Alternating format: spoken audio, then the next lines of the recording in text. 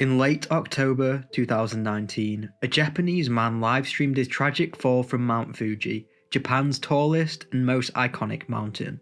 Going by the name of Shiohara Tetsu, the man broadcast his climb on Niconico, a popular Japanese video sharing platform. He attempted the climb during the off-season, when conditions were treacherous, wearing inadequate gear. What began as an attempt to entertain his viewers in the rapidly growing world of live streaming ended in tragedy when he slipped and fell, catching his own death live on camera. Shocked viewers could not fathom what they had just seen, but what exactly happened that day? Let's talk about it. This is the infamous death of Shiohara Tetsu.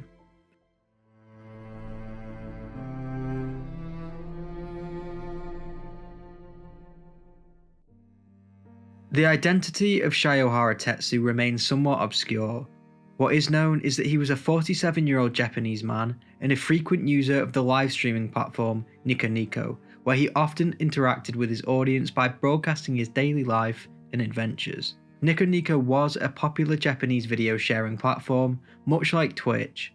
It appeared that Shiohara was unemployed and single, living in a small remote region of Tokyo. This may be why he took up live streaming, which he had done for a few years, although not really building up much of a following. Although his real identity remained largely private, reports surfaced that he was battling colon cancer, a diagnosis that profoundly impacted his outlook on life. This serious illness may have driven his desire to live more fully and embrace extreme experiences.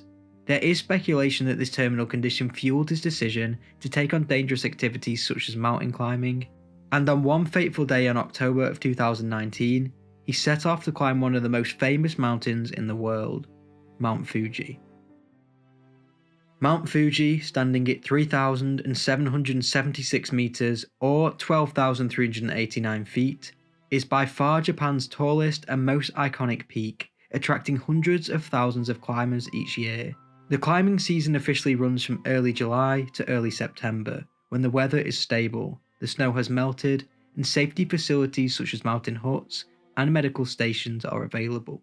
Outside of this period, the weather on Mount Fuji becomes extreme, with temperatures plunging below freezing, heavy snow, and high winds, making the climb extremely dangerous. They close the mountain in September because the weather becomes unpredictable and hazardous. By this time, the Yoshida Trail, which is the most popular route during the summer months, turns into a treacherous path coated in ice and snow during the off-season. The risks of avalanches, slips, and falls significantly increase during this period. Climbers attempting the ascent in the off-season are usually very experienced mountaineers who have proper equipment such as ice picks, crampons, heavy clothing, and professional guidance. Tetsu, however, was attempting this climb with only minimal hiking gear, and although he had climbed Mount Fuji in the past, he did this when the weather was okay. In fact, Tetsu himself acknowledged his lack of preparedness during the livestream, which added to the gravity of the incident which was about to shock Japan. In the days leading up to the climb, Tetsu would stream often, cycling around Japan and talking to his audience. On the day of the incident, which was October the 28th, 2019, Tetsu began his live stream whilst ascending Mount Fuji. From the start of the broadcast, it was clear that conditions were going to be challenging. The weather was cold, and as he got further up, snow and ice had covered the trails.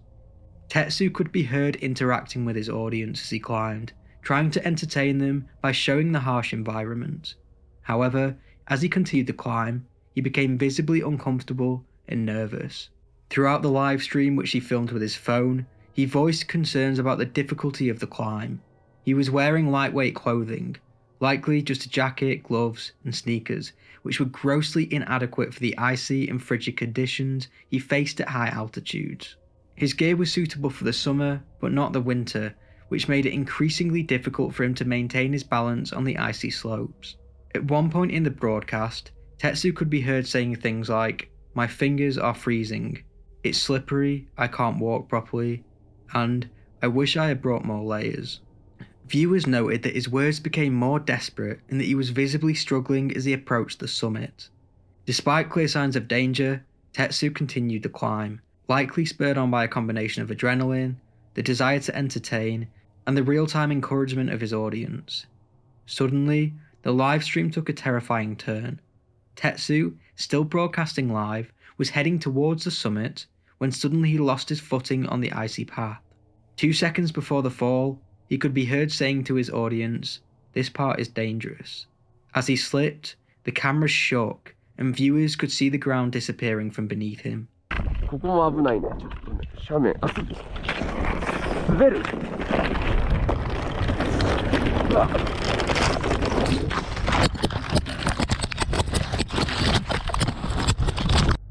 The fall appeared abrupt and uncontrolled, with Tetsu tumbling down a steep slope. Whilst the video itself quickly cut off, the audio continued to broadcast for several more moments, capturing the sounds of his fall and the wind around him. Many viewers initially thought the event was a stunt or part of the show, but as the situation became clearer, the seriousness of the accident set in. As the live stream ended in panic, some viewers fearing the worst alerted Japanese authorities. A 10-person search team was sent up the mountain to locate Tetsu, but conditions on Mount Fuji during the off-season made rescue efforts extremely difficult. The weather was dangerous, with ice and freezing temperatures complicating the search. It took rescue workers several days to locate his body. Tetsu's remains were found about 3,000 meters up the mountain on one of the steep slopes, far from the summit where he had been live streaming just moments before his fall. The body was retrieved and identified as the man from the live stream. According to reports, his body was badly damaged. He had fallen 776 meters, or 2,545 feet. The death was ruled an accident, caused by slipping on the icy trail, compounded by insufficient clothing and climbing gear for the harsh weather conditions. As the footage of the live stream was leaked, the incident sent shockwaves through Japan and around the world.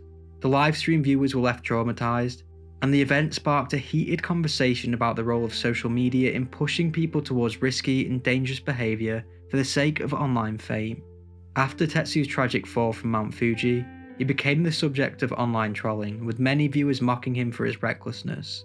Critics focused on his lack of proper gear and the dangerous conditions he faced, viewing his actions as a textbook case of carelessness. However, others came to his defence, pointing to the reports of his battle with colon cancer. These supporters argued that whilst his climb was undeniably foolish, it might have been a desperate attempt to embrace life to the fullest in the face of terminal illness. This perspective added nuance to the debate, reminding many that his actions could have stemmed from a more complex, emotional place, rather than pure recklessness. Either way, it is tragic nonetheless. Following the incident, authorities emphasised the dangers of climbing Mount Fuji during the off-season.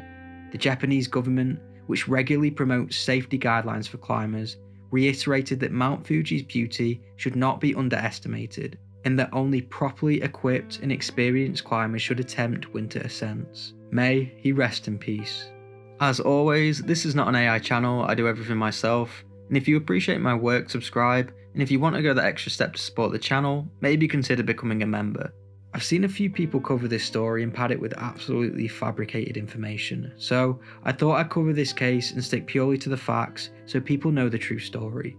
Let me know what you think about it in the comments below, and as always, thank you for watching.